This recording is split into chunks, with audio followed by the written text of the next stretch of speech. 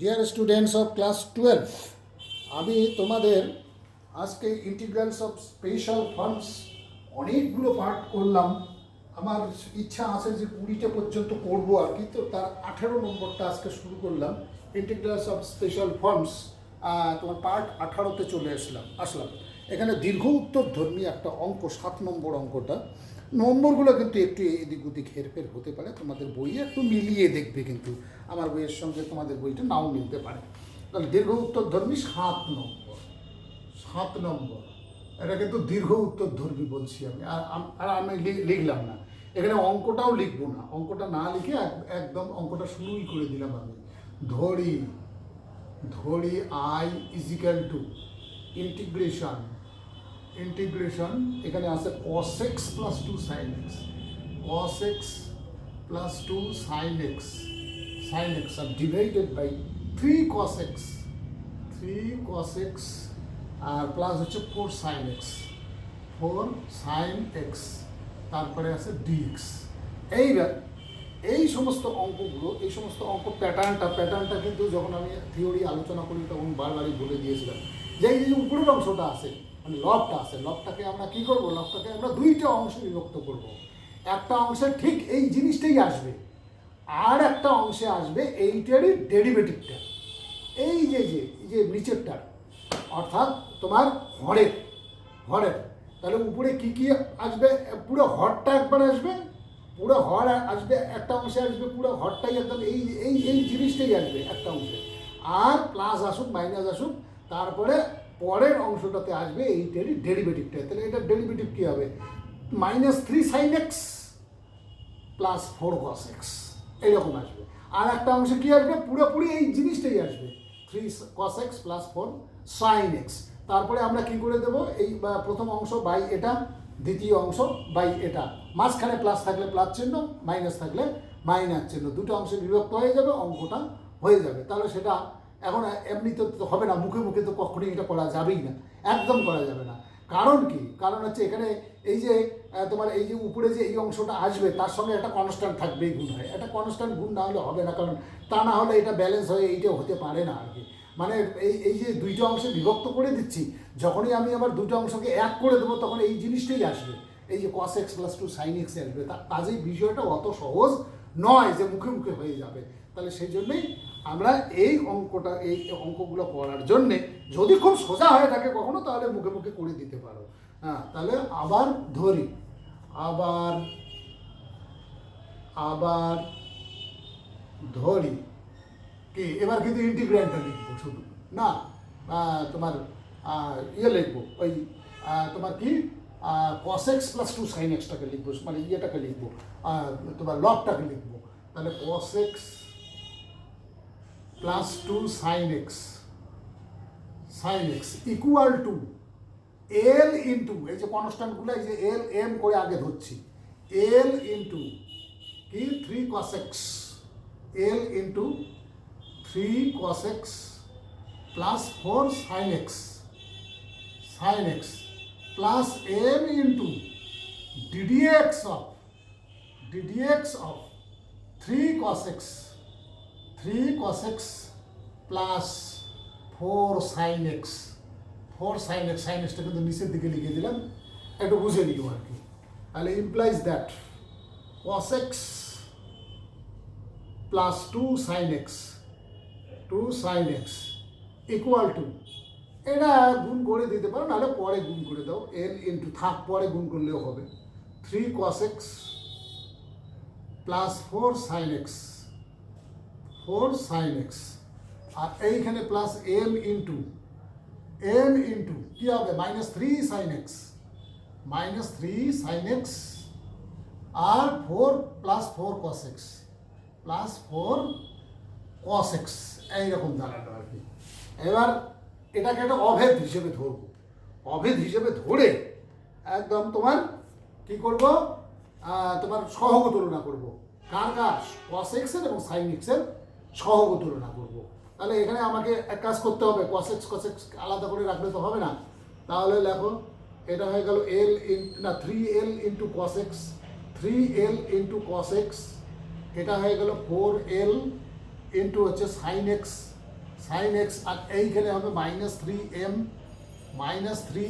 Sign x, -3m sine x, আর এটা হয়ে যাবে plus 4m cos x, 4m cos x। এইবারে কাজ করো, সাইন এক্স এক জায়গায় করো, cos x এক জায়গায় করো। তাহলে cos x কোথায় আছে দেখো দেখি, 3l প্লাস 4m, তাহলে 3l প্লাস 4m এইটা হচ্ছে তোমার cos x। আর কি আছে দেখো, sine x 4l minus 3m plus 4l minus 3m into হচ্ছে তোমার কি সাইন এক্স, এই আসলো আর কি। এইবার এটাকে আমরা অভেদ হিসাবে ধরবো, অভেদ হিসাবে ধরে তোমার কি করবো, আমি ওই উভয় দিকের cos x এর সহগ, এখানে cos x এর সহগ 1, আর এখানে হচ্ছে 2, আর এইখানে 4l মাইনাস 3m আর 3l মাইনাস 4m, যাই হোক না কেন আর কি, এটার সঙ্গে 1 সমান হয়ে যাবে আর এটার সঙ্গে 2 সমান হয়ে যাবে। সাইন এক্সের সহগ সাইন এক্সের সহগ, cos এক্সের সহগ cos এক্সের সহগ। তাহলে আমি কি উভয় দিকের সহগ তুলনা করে পাই? অবশ্যই লিখবে, আমি আর লিখলাম না সময় বাঁচানোর জন্য। উভয় দিকের তোমার কি সাইন এক্স cos এক্স সহগ তুলনা করে পাই। কি পাবো, 3l plus 4m, 3l plus 4m is equal two পাবো আমি 1, এটাকে 1 নম্বর দিয়ে রাখলাম, আর 4l minus 3m is equal two পাবো আমি কত, 2, এটাকে 2 নম্বর দিয়ে রাখলাম। এখন এটা সমাধান করতে হবে, এই সমাধান করে এল এবং এম এর মানটা বার করতে হবে। তো সেটা যদি সংক্ষেপে করতে যাও তাহলে এইরকম করে একটু দেখিয়ে দিল, এইটা মিলাও, এটাকে 3 দিয়ে গুণ করো আর এটাকে 4 দিয়ে গুণ করো, তাহলে সুন্দর করে এবার লেখো। এত ডিটেলস লেখার দরকার নেই, যদি প্রয়োজন পড়ে লিখবে, না হলে লিখবে না, কিন্তু এই ব্যাপারগুলো উপরের অংশটা লেখা উচিত, উপরের যে লেখাটা আমি বাদ দিলাম। তাহলে দেখো দেখি এটা কি আসবে, তোমার কত 9l নাকি, 9l আর প্লাস হচ্ছে তোমার 12m ইজিক্যাল টু কত আসলো, 3, ইজিক্যাল টু আসলো তোমার 3, আর এখানে কত আসবে 16l minus 12m is equal two 4 দুগুণে 8। তাহলে আমি দেখতে পাচ্ছি যদি যোগ করলে আমার এই 12 আর 12 কেটে যাচ্ছে, তাহলে 16 নয় 25l ইজিক্যাল টু হচ্ছে তোমার 11। তাহলে l ইজিক্যাল টু কত, l ইজিক্যাল টু দাঁড়িয়ে যাবে তোমার 11 divided by 25, l equal to দাঁড়িয়ে যাবে 11 ডিভাইডেড বাই 25।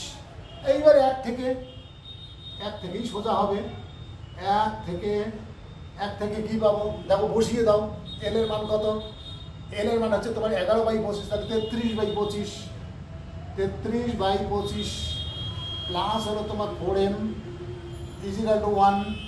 তাহলে এখান থেকে 4m কত পাচ্ছি, 4m পাচ্ছি আমরা, এটা মাইনাস হয়ে গেলে ওইদিকে যদি মাইনাস হয়ে যায় তাহলে 25 আর 8 33 মাইনাস 8/25 হয়ে যাবে, 8/25 মাইনাস 8/25। এইবার 4টাকে তুমি নিয়ে যাও ওদিকে নিচে নিয়ে যাও, তাহলে m ইজিক্যাল টু তোমার -8, আর এখানে 25 গুণন 4, 4 দুগুণে 8, তাহলে m এর মান আমি পেলাম 2 ডিভাইডেড বাই 25, 2 ডিভাইডেড বাই 25। তোমার m এর মান পেলাম আমি -2 ডিভাইডেড বাই 25। তাহলে এবার দেখো এই মানগুলো যদি আমি এখানে বসিয়ে দিই, এটা পরিষ্কার করে বলে দিচ্ছি আর কি, এই যে এল এর মান যদি আমি 11/25 বসাই এবং এম এর মান যদি আমি -2/25 বসাই এইখানে বসালে দেখবে যে এই দিক আর এই দিক সমান হয়ে যায়, তার মানে এখানে এইটাই আমি পাবো, এই জিনিসটাই পাবো, এই cos x + 2 sin x পাবো আর কি। হ্যাঁ, তাহলে এই যে কনস্ট্যান্টগুলো এল আর এম কনস্ট্যান্ট, এই কনস্ট্যান্টগুলোকে তো আমি আর মুখে বের করতে পারবো না। ঠিক সেই কারণে আমি এইরকম এই যে এখানে যে অভেদটা তৈরি হলো, এই অভেদটার সাহায্য আমাকে নিতে হলো, নিয়ে এইবার আমার অঙ্কটা কি দাঁড়ায় সেই জায়গায় আমাকে যেতে হবে। তাহলে আমার এবার ওই এইটা দেখে লিখবে, কিন্তু এই অংশটা দেখে লিখবে, এল ইন্টু দিস আর এম ইন্টু এই যে এটা এই ডিডিএক্স করাই আছে, যেখানে ডিডিএক্স করা আছে সেই জায়গাটা থেকে শুরু করবে। তাহলে সুতরাং আই ইজিক্যাল টু ইন্টিগ্রেশন একটা থার্ড ব্র্যাকেট মারো, থার্ড ব্র্যাকেট মেরে তোমার প্রথমে তোমার কি এল ইন্টু এল, এল বলতে কি বুঝি আমরা, এল বলতে আমাদের এল বলতে হচ্ছে 11/25, তাহলে এইখানে লিখবে 11 ডিভাইডেড বাই 25, তারপরে কি এই যে 11 3 cos x plus 4 sin x, ওই যে নিচে যা আছে 3 cos x plus 4 sin x, 3 cos x plus 4 sin x। আচ্ছা, এরপরে কি লিখবো, কার মান এম এর মান লিখবো, তাহলে সেটা কত, মাইনাস তোমার -2/25, তাহলে -2/25, এইখানে -2/25 করে দিলাম। এইবার ডেরিভেটিভটা যা আছে সেটি লিখে ফেলো, এইটা দেখে দেখে লিখবা, এইটা দেখে দেখে, তাহলে -3 sin x plus 4 cos x, -3 sin x plus হচ্ছে 4 cos x লিখলাম, তারপরে ডিএক্সটা দিয়ে দাও, আর নিচে যা ছিল তাই লেখো, কি সে 3 cos x plus 4 sin x, 3 cos x plus হচ্ছে 4 sin x, একদম পরিষ্কার হয়ে গেল, আর এর মধ্যে আর কোনো অসুবিধা থাকলো না। এবার আমি একটা কথা বলি যে এখানে এটা গুণ করে দাও, এটাও গুণ করে দাও, গুণ করে দিয়ে যোগ বিয়োগ ইত্যাদি করো, করে দেখবে ঠিক এই জিনিসটাই পাবে, ওই cos x plus 2 sin x ই পাবে। তাহলে সেটা চারটিখানি কথা নয়, ওই জায়গার থেকে এই ফর্মে নিয়ে আসা, এই যে কনস্ট্যান্টগুলো বের না করা, কনস্ট্যান্টগুলো এই কনস্ট্যান্ট মুখে মুখে বের করা কোনো পক্ষেই কোনো রকমই সম্ভব না। তাহলে কোথাও হয়তো কোনো সহজ অঙ্ক থাকে, সেই জায়গাটাতে ফট করে মুখ দিয়ে মিলিয়ে দেওয়া যায়, তাহলে সেরকম হলে তাহলে তোমরা মুখোমুখি করবে, কিন্তু এই অঙ্কে কি করে মুখোমুখি করবে, এটা সম্ভব না, কখনো সম্ভব না। তাহলে আমার অঙ্কটা এই দাঁড়াল। এবার যদি আমি মাঝখানে ভেঙে দিই, মাঝখানে ভেঙে দেওয়া মানে কি, এবার করবো কি দিস ডিভাইডেড বাই দিস, তারপরে দিস ডিভাইডেড বাই দিস, মাঝখানে আমার কি মাইনাস চিহ্ন, তাহলে এবার সেটাই করি। সেটা করলে তোমার কি হবে, 11/25 আসবে এখানে, 11/25, তাহলে এখানে হলো তোমার এই যে লিখলাম আমি ইন্টিগ্রেশন, এই যে এটা দিলাম, তাহলে এখানে কি আসবে, এখানে কাটাকাটির পর এটা বাই এটা যখন করবো, মুখে মুখে করে দিচ্ছি, আর লেখার দরকার নেই, মুখে মুখেই করে দিচ্ছি, তাহলে এটা বাই এটা করলে আমাকে এখানে 11/25 আসবে, 11 ডিভাইডেড বাই 25, তারপরে মাইনাস চিহ্ন দিয়ে এবার আমি 2/25টাকে লিখি, এই যে 2/25কে আমি লিখলাম, 2/25 লিখে আমি উপরে যা আছে নিচে যা আছে লিখে গেলাম, মানে কি সেটা কি হবে, উপরে কি কি আছে লিখে ফেলো, -3 sin x plus 4 cos x, -3 sin x plus 4 cos x, আর নিচে 3 cos x plus 4 sin x, 3 cos x plus 4 sin x, তারপরে এখানে করে দাও dx।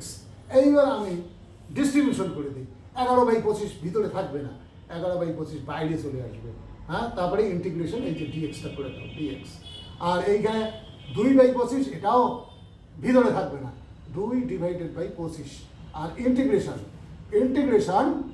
এইখানে কাজ করি, এইখানে একটু স্টেপ জাম্পি করে ফেললাম, 3 cos x আর প্লাস হচ্ছে 4 sin x, আর এখানে লিখে দিলাম আমি ডি অফ মানে ডেরিভেটিভ অফ এইটার ডেরিভেটিভ এটা, তাহলে 3 cos x প্লাস হচ্ছে 4 sin x, তাহলে এইরকম অবস্থায় লিখলে কিন্তু আর এই ডিএক্সটা লেখার আর প্রয়োজন পড়ে না, কারণ ওই ডিএক্সটা এখানে এই ডিডিএক্স এর সঙ্গে ওই ডিএক্স কাটাকাটি হয়ে যায় আর কি, এখানে তো ডিডিএক্স করতেছি, মানে এটা কি, এটা যে লিখলাম আমি, এটা কি ডিডিএক্স অফ দিস, এই যে নিচেরটা ডিডিএক্সটা উপরে আসে, তাহলে এই ডিএক্স এর সঙ্গে ওই ডিএক্স মিলে যাবে। এবার হচ্ছে সাবস্টিটিউশন হিসেবে যদি ভাবো, তাহলে আমাকে তো এটা জেড ধরতেই হবে, জেড ধরলে আমি এইটাই into dx equal to dz পাবো, এটা ইন্টু ডিএক্স ইন্টু ডিজেড পাবো, তাহলে আমার আলটিমেটলি কী হবে, ডিজেড বাই জেড, তাহলে দেখো এখানে তাই আছে dz/z, এটা হচ্ছে সংক্ষিপ্তভাবে করার কায়দা, বারবারই বলে দিয়েছি, আশা করা যায় বুঝতে পারবে বিষয়গুলো আর কি, আর অঙ্ক তোমরা নিজেরাও ওইভাবে করলে তবেই টের পাবে আর কি। তাহলে এটা কি হয়ে গেল, আমার 11 ডিভাইডেড বাই 25 ইন্টু এক্স হয়ে যাবে এটা, আর এইটা কি হয়ে যাবে 2 ডিভাইডেড বাই 25 লগ অফ, এটা তো বোঝোই, লগ অফ dz/z যেহেতু, তাহলে log of 3 cos x plus হচ্ছে 4 sin x, আর প্লাস হলো তোমার সি। এই দেখো সুন্দর আমার উত্তরটা বেরিয়ে আসলো, আর এখান থেকে খুব একটা বেশি সুবিধাও করে নেওয়া যাবে না, কারণ এই উত্তর থেকে আর কি করবে, বড় জোর 1/25টা তুমি কমন নিতে পারো, তাতে কি হবে, তাতে তেমন কিছু হবে না। এই যে 1/25, এখানে 11x থাকবে, এখানে 2 লক থাকবে, হ্যাঁ 2 লকটা আবার আবার এর মাথায় দিয়ে দিতে পারো, হোল স্কোয়ার করে দিতে পারো ইচ্ছা করলে। তো সেগুলো যদি কখনো প্রয়োজন পড়ে পড়বে, সেগুলো তার তোমার কি, আমি করছি ইন্টিগ্রেশনের কাজ কিন্তু আমার শেষ। তারপরে যদি আমি ট্রিগোনোমেট্রিক ফর্মুলা খাটিয়ে উত্তরটাকে একটু অন্যরকম করে ফেলি, লগারিদমের ফর্মুলা খাটিয়ে উত্তরটাকে যদি একটু অন্যরকম করে ফেলি, সে বিষয়টা অন্য বিষয় আর কি। অর্থাৎ আমরা যখন অঙ্ক প্র্যাকটিস করব, তখন দেখবে যে অঙ্ক প্র্যাকটিস, একটা অঙ্ক করার পরে আমি কি করি, উত্তরটা দেখি কিন্তু যে মিলল কি মিলল না। যদি দেখো যে না মিলল না, তাহলে ওইটা মেলানোর চেষ্টা করার জন্য অনেক সময় এই কাজগুলো করতে হয়।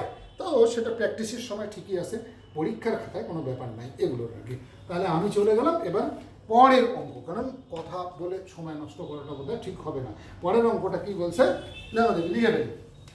পরের অঙ্কটা 17 নম্বর, একটু অদ্ভুত টাইপের অঙ্ক বলেই আমি অঙ্কটা বেছে নিয়েছি আর কি। অদ্ভুত টাইপ বলতে কি, মানে এটা ঠিক সহজে বুঝতে পারো না তোমরা যে কীভাবে আমি অঙ্কটা করবো, সমাকলন করো এরকম আছে। আমি অঙ্কটা একেবারে লিখেই ফেললাম, ধরি আর is equal to integration sec to the power 8/9x, sec to the power 8/9x, আর সঙ্গে আছে cosec to the power 10/9, cosec to the power 10 divided by 9 x, তারপরে আছে dx। এই যে এরকম দেখো, এরকম অঙ্ক আমরা দেখি নেই কিন্তু, মানে সহসা চোখে পড়ে না, তাহলে এটা এখন করার কায়দা কী করি, সেটা তো ব্যাপারটা কেমন হয়ে গেল। তা সেটটাকে কিন্তু ইচ্ছে করি এগুলো 1/cos করতে পারি, আর এটাকে 1/sin করতে পারি, তাহলে আমাদের ভাবনার ক্ষেত্রে হয়তো একটু সুবিধা হতে পারে। তাহলে আমি সেই কাজটাই প্রথম করলাম, কারণ সেক কোসেক দিয়ে ভাবতে একটু অসুবিধেই হয়, সত্যি অসুবিধা। তাহলে সমান দিয়ে ইন্টিগ্রেশন দিলাম কিন্তু এখানে আমি, তাহলে এটাকে করে দিলাম 1 ডিভাইডেড বাই, এটাকে করে দিলাম আমি cos to the power 8/9x, আর এটাকে করলাম sin to the power 10/9 into হচ্ছে তোমার x, আর এখানে dxটা আছে, dxটা ইচ্ছে করলে তুমি উপরেও লিখতে পারো, একের ওখানেও dxটাকে বসিয়ে দিতে পারো, কোনো ব্যাপার নেই আর কি। এইবার আমি করি কি, আমি এক কাজ করি, উপরে নিচে সেক স্কোয়ার দিয়ে গুণ করি। এইরকম অঙ্কগুলো কিন্তু অনেক সময় আমরা পড়েছিলাম এইভাবে, দেখা যাক দেখি সেই কায়দাটাই লাগানো যাক না কেন। তাহলে আমি যদি সেক স্কোয়ার দিয়ে গুণ করে, আচ্ছা ডান দিকে লিখে দেবো জায়গা বাঁচানোর জন্য, এখানে উপরে আমি গুণ করলাম সেক স্কোয়ার এক্স দিয়ে, এই দেখো সেক স্কোয়ার এক্স আর ডিএক্সটাও এখানে রেখে দিলাম।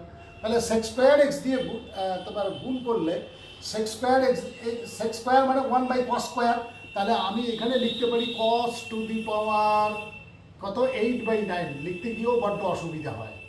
আচ্ছা sin to the power কত, sin to the power হচ্ছে 10/9x, এই যে এইটাকে তাহলে আমি সেক স্কোয়ার এক্স দিয়ে উপরে গুণ করছি, মানে 1/cos স্কোয়ার দিয়ে, সেক স্কোয়ার দিয়ে নিচেও গুণ করতে হবে, তো সেটাকে করে দিলাম 1/cos স্কোয়ার এক্স। এইবার দেখো এইটা আর এইটার মধ্যে কিন্তু কি হবে, পাওয়ার বিয়োগ হবে, বিয়োগ হলে দেখা যাক দেখি কি আসে। এই বিয়োগ হওয়ার পরে, আচ্ছা পাওয়ার বিয়োগ হলে আসবে তোমার হচ্ছে, ওটা হচ্ছে তোমার কি, তোমার 8/9 থেকে 2 বিয়োগ, 8/9 থেকে 2 বিয়োগ, দেখো মোটামুটি একটা মিল চলে আসবে এবার আমরা দেখতে পাচ্ছি আর কি। তাহলে ইন্টিগ্রেশন, এটা হলো সেক স্কোয়ার এক্স। মোট কথা এই অঙ্কগুলো করার অভ্যাস না থাকলে, অর্থাৎ মানে কায়দাটা যদি জানা না থাকে, তাহলে ফট করে তোমরা পরীক্ষার হলে নামিয়ে দেবে এরকম আশা করতে পারো না। তাহলে সেক স্কোয়ার এক্স, আর এটা হচ্ছে ডিএক্স, আর এইটা হয়ে যাবে তোমার 8/9 - 2, তারপরে -10/9 হয়ে যাবে দেখো। তাহলে cos to the power -10/9x, R sin to the power 10/9x, আর তার সঙ্গে dx কিন্তু আমি লিখে ফেলছি, ওখানে দেখো dx বাদ দিইনি। তাহলে এইবারে আমি এই cos আর sin আমার তোমার কি চলে এসছে, আর উপরে কি আছে, উপরে আছে সেক স্কোয়ার। আচ্ছা বেশ, তাহলে এবার আমি এইখানে একটা জিনিস দেখছি, এই cos to the power -10/9, এইটার কথা বলছি, এটা কি হবে, এটাকে আমি 1/cos করে দিতে পারি, তখন পাওয়ারটা আবার হয়ে যাবে, তোমার কি হবে, পাওয়ারটা তোমার প্লাস হয়ে যাবে। তার মানে আমি লিখতে চাচ্ছি এইরকম, লিখলেই বুঝতে পারবে, অসুবিধা হওয়ার কথা না এটা, তাহলে ইন্ডেক্সের নিয়ম তো। তাহলে সেক স্কোয়ার এক্স ডিএক্স এটা আমার আছে। আর এইখানে আমি এইটাকে করলাম sine to the power 9/10 x divided by cos to the power এই যে এটাকে 1/, করে দিলাম। 1/, করলে পাওয়ারটা ওটা মাইনাস থাকবে না, প্লাস হয়ে যাবে। তাহলে 10/9, তো 10/9 এখানে ভুল লিখছি। 10 sine to the power 10/9, sine to the power 10/9 into x, 10/9 x. আর এটা হয়ে গেল কস টু দি পাওয়ার তোমার 10/9 এক্স। এইবার কিন্তু দুটা সুন্দর মিলে গেছে, মিলে গিয়ে এবার কি হবে, ট্যানে পরিণত হবে। আর ট্যানে পরিণত হলে সুন্দর আমি ট্যানটাকে ধরে নেব এবং সেক স্কোয়ার এক্স ডিএক্স আমি উত্তর হিসেবে তোমার কি তোমার উপরের অংশটা আমি পেয়ে যাবো। সেটা কীভাবে পাবো, ডিজেড হিসেবে পাবো আর কি। তাহলে আমি এবার লিখি, তাহলে ইন্টিগ্রেশন আমার অঙ্কটা দাঁড়ালো sec square x dx, sec square x dx. আর এইটাকে করলাম 10 to the power, 10 to the পাওয়ার কি 10/9 এক্স। হ্যালো, তার মানে আমি এটাকেই লিখতে পারি, এইটাকেই আমি লিখতে পারি ইন্টিগ্রেশন যদি বুঝতে অসুবিধা হয় আর কি। সেই জন্য আর একটা স্টেপ এখানে আমি দেখিয়ে দিচ্ছি, সেক স্কোয়ার এক্স ডিএক্স। আর এইটাকে করতে পারি tan x to the power, tan x to the power কত 10/9, tan x to the power 10/9। এইবার কিন্তু আমি আর ইয়াকে ধরবো না, শুধু tan x কে আমি ধরবো। দেখো তাতেও কিন্তু 10/9, ঠিক আছে তো। আচ্ছা, তাহলে এবার ধরি, আমি যাচ্ছি ধরি তোমার tan x ইকুয়াল টু, ধরি tan x equal to, tan x equal to z। তাহলে সুতরাং sec square x dx is equal to dz. এটা সুন্দর ব্র্যাকেটের ভিতর রেখে দাও এবং অঙ্কটা তোমরা চালাতে থাকো।